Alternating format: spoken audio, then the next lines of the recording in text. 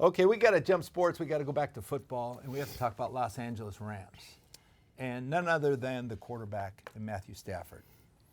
Jackie, this March, okay, when we were in the offseason, reports from the Miami Herald and Mike Lombardi said that the Los Angeles Rams feverishly attempted to trade Matthew Stafford, if you can believe it or not.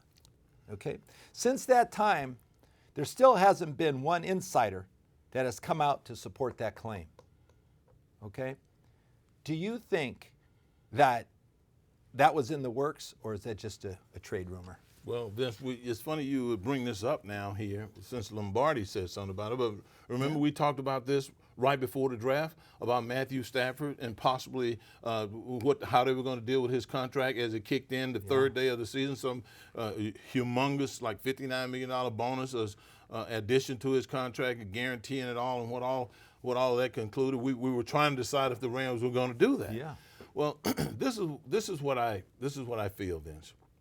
I feel that Matthew Stafford has earned the opportunity to be presented with a contract like that. How did he earn it? Well, first of all, he was the first overall pick in the draft when he came in the league, okay?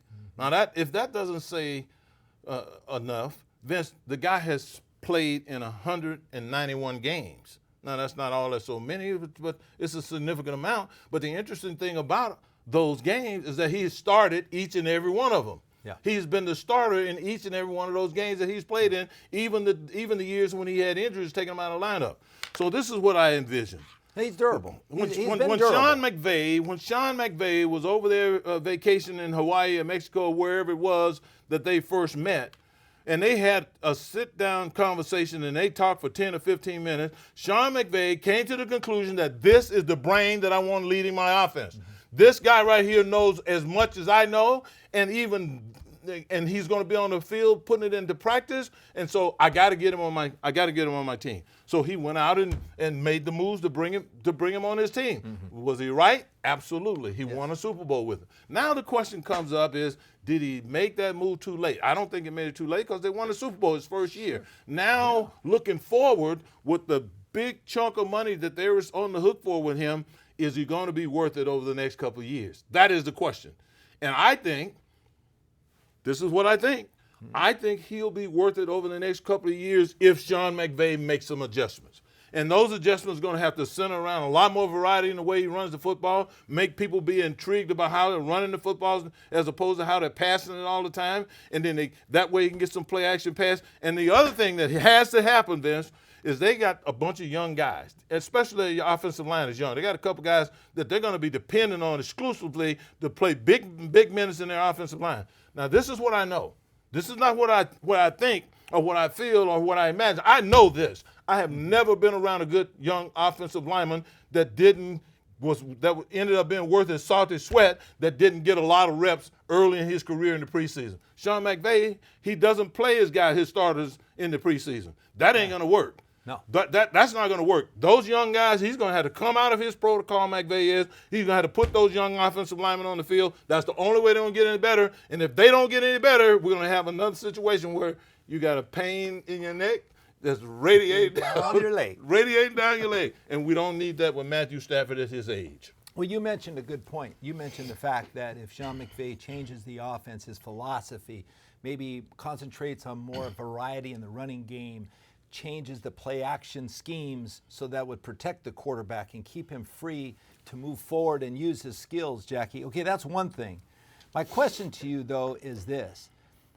If they do that, is Matthew Stafford going to return to his form that he did 2 years ago when they went to the Super Bowl and won it? Or is he battle-scarred, Jackie, and is he going to have a tough time to being injury prone moving forward in the season because of what he incurred last year? Yeah. What's going to happen? Well, first of all, as I just said, there's going to be a lot of elements that's going to have to come into play, from playing the rookies to play selection to Matthew Stafford, just generally the way they manage him on a regular basis, his pitch count. Those are all things going to have to be meticulously handled.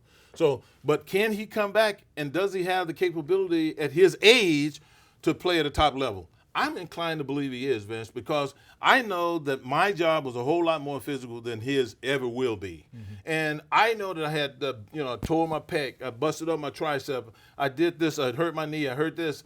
And Vince, with time, those things will get better so that you can manage the pain and that you can be successful with your experience and your technique and all the things that you've acquired as a veteran ball player. So, yes, I still see him being a productive guy because, first of all, Sean McVay and him, they are going to collaborate on anything they do in the passing game and make sure that he's capable of making those throws. There might be times he might stretch him, particularly if they get behind, they feel like they got to go for a big shot or something, and they might ask him to take 2 or 3 big shots.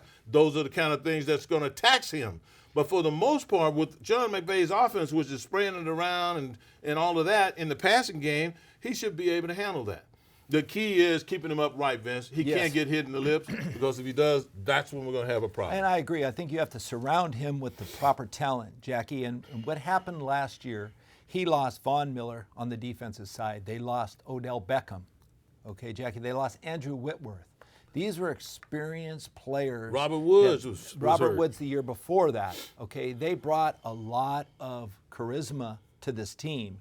Okay, can Matthew Stafford generate that same enthusiasm? That's a good question. With this younger, talented group? That's a good question. And will they take his lead and move forward? Certainly he has the experience and the knowledge to do that. But I think it's important, as you mentioned, how they're going to orchestrate their game plan, how they're going to use their philosophy, what's going to unite them and be different moving forward. They're going to have to play the 49ers. Seattle's stronger now, had a great draft. So there's some good teams in the NFC West.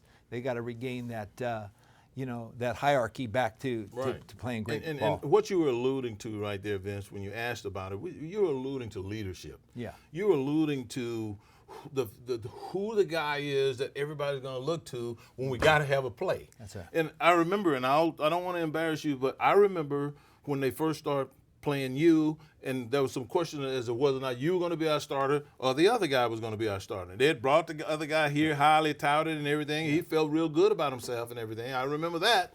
But I do remember that when we went into games, the same level of intensity was not being given when you were when he was on the field versus when you were on the field. Yeah, I mean, guys are laying out horizontally in the air. That chemistry. You're talking about chemistry. And the year we went to leadership. the Super Bowl. And leadership and belief in a guy. Yeah. Now, has Matthew Stafford lost that with his team? I don't think so, and I hope not, because if he has, the next couple of years are going to be miserable.